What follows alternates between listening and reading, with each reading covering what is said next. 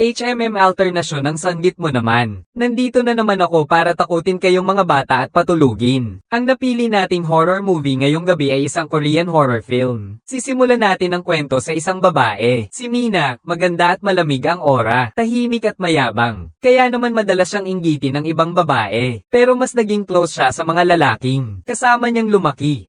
Nang gabing iyon, masayang-masaya siyang nagsasanay ng mga galaw sa dance studio. Ngunit hindi niya napansin na may thumbtack sa sahig malapit sa kanyang mga paa. Hindi niya sinasadyang natapakan ito. Inalis niya ito habang kinakagat ang labi dahil sa sakit. Nawala na naman ng ilaw. Nung una, akala niya'y kalokohan lang ito ng iba na nakatarget sa kanya. Sumisigaw siya at pinag-uutos na buksan ang ilaw. Habang sa dilim ay kinakapa ang daan palabas. Pero habang kinakapa niya, nakapa siya ng isang malambot na braso. Sabi ko, tigilan mo na yan. Bilisan mo at buksan ang ilaw. Sumindi nga ang ilaw, pero bigla na lang sinakal ng lalaking nakasuot ng takip sa ulo ang sarili. Hindi makahinga si Mina, pero sa salamin siya ang sumasakal sa sarili niya. At wala namang ibang tao sa dance studio. Anong nangyayari? At ang mas kakaiba pa, sa mga sumunod na araw, lagi siyang nanaginip na papatayin siya ng taong nakamaskara. Kaya naman humingi ng tulong si Mina sa matalik niyang kaibigan. Parang bumalik siya. Bumalik si Sungmin. Pero hindi naman maalala ni Dongjae. Sino nga ba si Sungmin na tinutukoy ni Mina? At muling nagpanik at hindi maipaliwanag ng maayos. Wala siyang magawa, kaya naman sinamahan na lang niya ito ng loob at sinabing huwag nang masyadong mag-isip. Matulog ka na, mag-uusap tayo bukas. Kinabukasan, pagdating niya sa eskwelahan, tinawagan ni Dongjae si Mina. Pero hindi niya ito makontak. Kakaiba. Dahil sa hindi magandang kutob, paulit-ulit niya itong tinawagan. At nagtungo siya sa building kung saan nakatira si Mina. At tinatamad namang bumaba si Mina, ay bigla na lang siyang tumalon, shoot. Ang kaso, hindi niya nasukat ang lakas. Mukha ang nauna, agad namatay. Hindi maintindihan ni Dongjae. Maayos naman siya noon. Bakit bigla na lang siyang nagpakamatay? Pero ngayon, ang dapat nating unahin ay ang pagsasabi nito sa iba. Pang-ilang kaibigan na magkakasama mula pagkabata. Kaya unang tinawagan ni Dongjae si Ajen. Pero hindi siya pinaniwalaan. Dahil si Mina ay kasama ni Ajen noon. Anong pinagsasabi mo? Si Mina ay nagpakamatay sa pamamagitan ng pagtalon mula sa building ng dormitoryo kaninang umaga. Sa tono ni Dongjae, mukhang hindi niya niloloko ang sarili niya. Napanginig si Ajun. Dahan-dahan siyang lumapit. Nakita niyang ngumunguya siya ng ngumunguya, parang may kinakain. Lumapit si Ajun para tingnan. Tama nga, kinuha niya pala ang sarili niyang mga mata. Pumikit ka. Huwag mong paniwalaan ang lahat ng nakikita mo. Nagbago ang eksena. Tumunog ulit ang telepono. Timeline. Bumalik na naman sa oras na tumawag si Dongjae sa kanya. Si Ajen, pumunta ka sa funeral home. Nagpakamatay si Mina.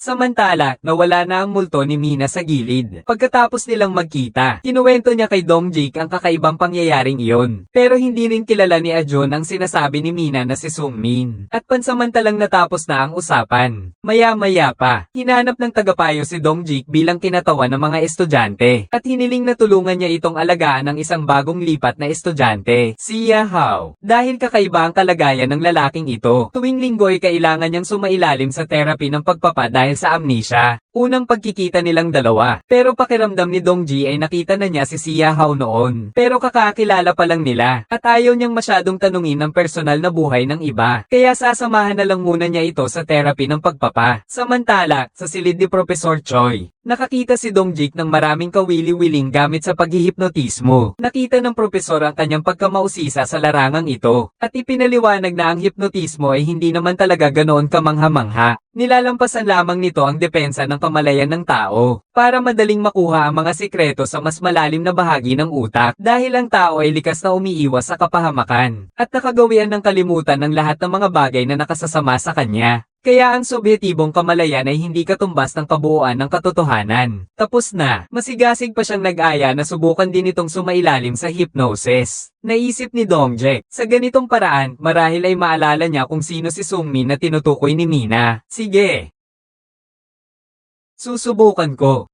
Kaya sa patnubay ni Professor Choi, dahan-dahan niyang binitiwan ang kanyang katawan. Kasabay ng isang malino at matinis na tunog ng isang mangkok, agad na napansin ni Dongjae sa kisame sa itaas ng kanyang ulo, ang bahagyang pagtulo ng isang patak ng dugo na tumulo sa kanyang mga mata. at agad na nakatulog ng mahimbing. Muli, sa isang iglap, natagpuan niya ang sarili sa isang estrangherong looban. May nakasulat na 2 salita sa pinto, Ziyun. Sa kalaliman ng alaala, nakita rin niya ang bagay na may takip na sako, at sa gilid, may isang lalaking hinihimas ang isang babae. Parang natuklasan siya nito. Napatakbo si Dongzik dahil sa takot, ngunit sa sumunod na silid, mas marami pa siyang nakitang nakasuot ng sako sa ulo, at sabay-sabay silang tumuro sa isa. Pagtingin niya, siya pala mismo si Dongzik ang nasa ilalim ng sako. Sinabi ni Professor Choi kay Dongzik na si Mina ay nagpa-hypnotherapy rin dito bago siya mamatay. Kasi lagi rin niyang sinasabi na napapanaginipan niya ang isang taong nakasuot ng sako. Kakaiba. Pagkatapos, kinuwento ito ni Dongjek kay Agen. Pero ang kakaiba ay hindi pa nakakaranas si Agen ng hypnosis. Pero noong nakaraan, nariyan din siya sa kalsada. Nakakita siya ng isang taong nakasuot ng sako sa ulo. Lalong gamulo ang sitwasyon. At kinabukasan, halos mangyari na naman ang isang krimen sa paaralan. Ang biktima naman ngayon, ay si Sia Hao na kasalukuyang nagpapa-hypnosis. Habang nasa klase, hiniwa niya ang daliri niya na parang lapis. Buti na lang at may nakakita kagad na kaklase niyang babae sa gilid. Tinawagan din ng advisor ang ambulansya at dinala si Sia Hao sa ospital. Pero ang hindi inaasahan, nang gabing iyon din, namatay siya sa ospital. Pagkatapos, kinausap ng advisor si Dongji. May napansin ka ba kay Sia Hao na kakaiba? Wala naman akong napansing kakaiba. Bihira rin akong makipag-ugnayan sa kanya. Hindi alam ni Dongjek ang totoo, pero malinaw sa kanya na may kinalaman ng lahat ng ito sa kamakailang hypnosis. Kaya, naghanap siya sa internet ng Purple Cloud, ang mga salitang nakita niya sa kanyang ilusyon. At sa pagpapakilala ng isang simbahang may pangalang Purple Cloud Church, may nakita siyang litrato nilang magkasama, Mina, Jun, at si Xiaowei, pati na rin ang sarili. Ang iilang magkakaibigang lumaki na magkakasama ay nasa larawan. Pero ang kakaiba, ang ibang mga bata sa larawan, wala silang kahit kaunting alaala sa tatlo. Kung iisa lang ang hindi makaalala, sabihin na nating mahina lang ang memorya. Pero wala sa tatlo ang nakaalala. Ang kakaiba naman noon, nagpa siyang magtungo ang dalawa sa simbahan ng Purple Cloud para mag-imbestiga. Pagdating doon, sinabihan silang hindi iyon simbahan. Ospital pala yun na pinamamahalaan ng simbahan. Espesyal na ospital para sa mga batang may problema at doon sila inaalagaan at ginagamot. Pero ayon kay Da, 10 na ang taon na itong napabayon. Ngunit nasa mismong pintuan na sila. Hindi pa rin maalala ni na Dongjek at Agen na narito na sila noon. May nakasabit na kandado sa pinto, ngunit hindi nito mahadlangan ang kanilang determinasyon na hanapin ang katotohanan. Mahabang panahon silang naghanap ngunit wala silang natagpuan. Ngunit sa drawer ng opisina ng punong guro ay natagpuan nila ang nakakatakot na sako na pantakip sa ulo. Sino yon? Ang matandang lalaki ang gwardya na tagabantay dito. Nalaman ko sa kanya. Ang sinabi ni Mina bago siya mamatay, si Sungmin. Namatay na siya 10 taon na ang nakakaraan. Nung panahong iyon, ang ospital na ito ay nagpapaalaga sa mga kabataang may problema. Sinasabi nila na ang mga batang suwail ay ikinukulong ng direktor sa silong. Maraming babae ang inabuso raw ng direktor. Tapos isang araw, biglang nasunog ang ospital. At si Sungmin na nakakulong sa basement, ay nasunog ng buhay. Naging dahilan iyon ng matinding galit ng mga tao, at nagpakamatay ang direktor dahil sa takot. Pagkatapos, may isang batang nagkaroon din ng kakaibang pag-uugali, at dinala sa mental hospital. Ano ang pangalan niya? Siya kaya ang mamamatay tao. Matapos nilang mag-usap, nagdesisyon silang maghiwa-hiwalay. Si Agen ay pumunta sa istasyon ng pulis para alamin ang kinaroroonan ng lalaki. Samantalang si Dongjek naman ay bumalik sa eskwelahan para paalalahanan si Xiaowei. Ngunit noon lang niya naalala, masyado nang huli.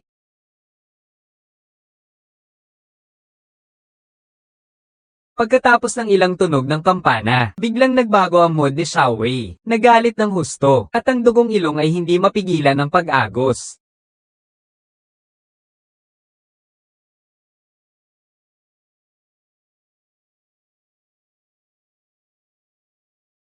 Oras ng krisis. Isang kaklase ang pumihil, at inilabas si Xiao Wei mula sa guni-guni. Tumakbo siya palabas ng silid-aralan at bumaba. At dahil sa hindi sinasadya, si Haigam niya alternasyon ay nadapa. At ang bagay na iyon na hindi malaman kung tao o multo. Nakatayo lang sa harap ko, ang lalaking di ko makontrol. Isinubsob ang mukha sa kumukulong mainit na tubig. Pero ang pumuntang presinto na si Agent ay nakakuha ng di inaasahang balita. Isang buwan na ang nakakaraan. Ang batang lalaki ay pinalaya na mula sa mental hospital. At siya si Xiao Hao. Ano nga ba talaga ang nangyari noon sa ospital ng Zien? Naguguluhan si Dongjek. Iminungkahi ni Professor Choi na hipnotismuhin ulit sila para malaman kung sino ang gustong pumatay sa kanila. Ngunit sa panaginip na ito, ang lahat ng katotohanan ay tuluyang nahayag. Noong araw, sina Dongjek, Agent, Mina, Xiao Hao, at Xiao Wei ay mga kabataang may problema na tinanggap ng ospital ng Zijen. Pero si Sungmin ang anak ng direktor. Dahil sa pagkasira ng kanyang mukha, madalas siyang binubuli ni Dongjek at ng kanyang mga kasama. Isinusuot nila sa kanya ang sako at kinukulong sa ilalim ng drum ng langis. Tapos isang araw, sinindihan niyo ni Xiao Hao, ang batang may diferensya sa pag-iisip, kaya nasunog at namatay si Sungmin. Kaya hindi ang direktor ang pumatay kay Sungmin, kundi sila. Si Dongjek na nalaman ng katotohanan, ay dali-daling tumawag para sabihin kay Agent. Pero mukhang huli na naman. Si Agent ay nakaupo sa bus pauwi sa eskwelahan. Pero habang pinapakinggan ang mga tunog ng pagtap ng mga pasahero sa kanilang mga card, napapikit siya at nakakaramdam ng matinding pagkairita. At pagkatapos ay isang malakas na tunog ng nabasag na salamin, at muli siyang hinayla sa ilusyon.